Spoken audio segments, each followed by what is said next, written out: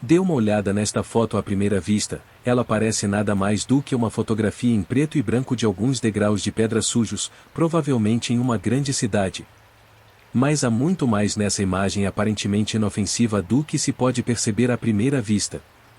Veja bem, a foto foi tirada no final de 1945, em uma grande cidade japonesa, e o que você está realmente vendo são os restos de uma vítima de um dos eventos mais destrutivos da história humana. Esse evento marcou o início de uma nova e aterrorizante era de guerra atômica, o bombardeio nuclear da cidade de Hiroshima. No dia 6 de agosto de 1945, às 8h15 da manhã, a arma atômica experimental de codinome Little Boy detonou nos céus sobre a cidade. A destruição imediata e devastadora causada pela poderosa onda de choque, bem como a horrenda doença por radiação resultante da subsequente contaminação radioativa, mataram cerca de 70.000 pessoas em apenas alguns dias. Mas, tão horripilante quanto o número de pessoas que perderam suas vidas, foram as estranhas e assustadoras formas como muitas pessoas faleceram, o que nos leva de volta à fotografia. De acordo com cientistas japoneses, o pedaço de alvenaria que você está vendo é da escadaria de entrada da agência de Hiroshima do Banco Sumitomo, que ficava a apenas 2 quarteirões do ponto zero. No momento da explosão, uma pessoa provavelmente estava sentada nos degraus, aproveitando o sol da manhã, talvez tomando café da manhã antes de começar o expediente ou ir a algum compromisso. O clarão intenso e o calor da detonação nuclear vaporizaram a pessoa instantaneamente, ao mesmo tempo em que branquearam a pedra ao redor. Essencialmente, o que você está vendo é a sombra dessa pessoa, quase perfeitamente preservada, formada quando seu corpo absorveu a imensa energia liberada antes de ser completamente desintegrado.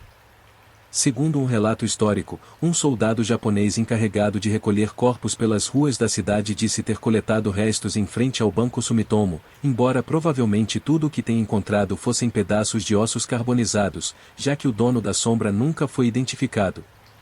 Na década de 1970, o Museu Memorial da Paz de Hiroshima adquiriu a pedra em que a sombra humana havia sido preservada e iniciou pesquisas intensas nos anos seguintes.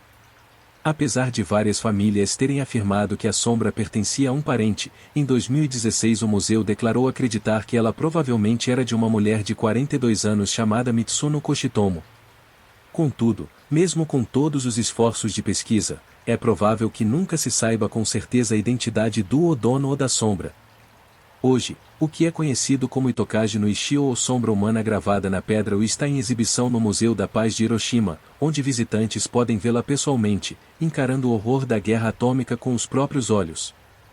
É um lembrete do dia em que algo antes considerado ficção científica se tornou uma realidade aterrorizante para pessoas no mundo todo.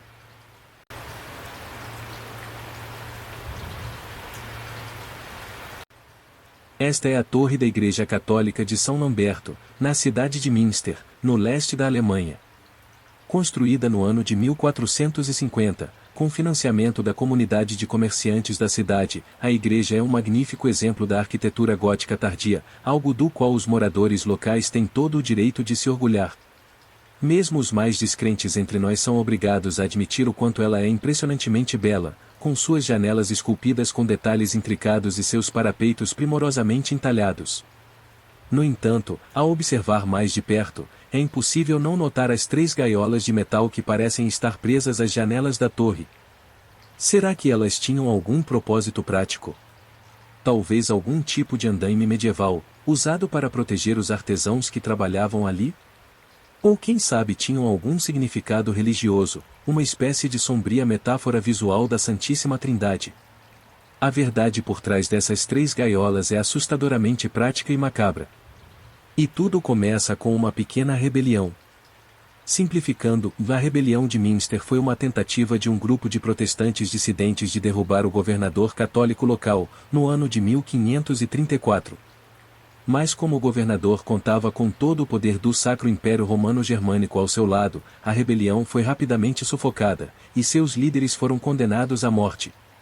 Esses homens John de Leyden, Bernard Knipperdolin e Bernard Kretin foram torturados e executados publicamente na grande praça do mercado de Münster, sempre movimentada. Contudo, decidiu-se que um exemplo deveria ser deixado por algum tempo, para desencorajar futuros rebeldes. E assim aconteceu, os corpos mutilados dos 3 líderes foram colocados dentro das gaiolas de metal, erguidas na torre da igreja de São Lamberto, e expostos à vista de todos, enquanto os corvos se alimentavam de seus ossos. Mais tarde, os corpos foram removidos, mas as gaiolas permanecem lá até hoje. Mais recentemente, a igreja instalou 3 lâmpadas amarelas, uma em cada gaiola, representando cada um dos líderes rebeldes. Essas lâmpadas permanecem acesas do anoitecer ao amanhecer, todas as noites, em memória de suas almas, como um pequeno gesto de penitência de uma instituição com um passado inegavelmente tirânico. Ainda assim, as gaiolas continuam a nos lembrar de uma época em que discordar ou se rebelar podia condenar alguém ao pior destino imaginável: ser torturado, morto e devorado por corvos, diante dos olhos de todos que conheciam e amavam você.